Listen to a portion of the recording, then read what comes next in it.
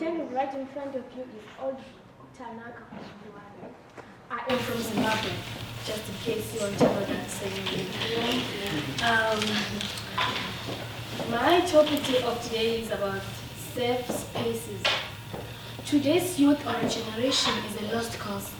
I say this because you will find mostly boys standing in street corners asking or begging for money so that they can buy drugs. Schoolboys are well known for this behavior. Even in schools, you find a group of learners sitting together, smoking weed or cigarettes. This behavior is very disruptive and causes these learners to be disrespectful towards fellow pupils and school teachers. Sometimes it causes the learners to sleep in class or disrupt the teacher. Not only school children are affected by drugs. Unemployed youth tends to turn to drugs, thinking that they will use them in order to distress or to forget about their problems.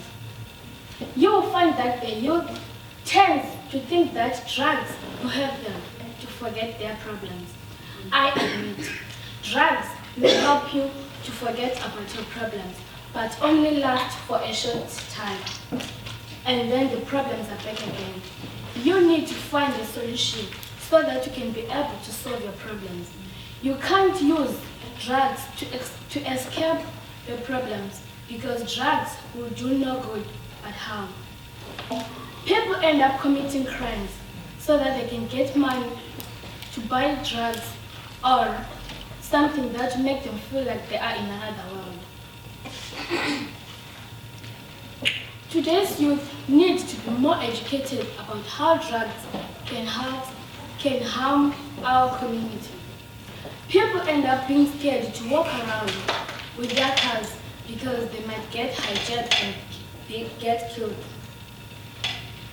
Some parents don't even admit that their kids have got problems, but they do know.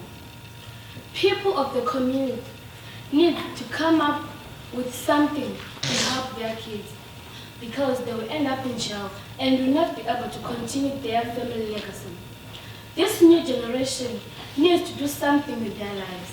They need to do something that will help in the community or something to keep them busy so that they can forget all the negative things and focus on the positive.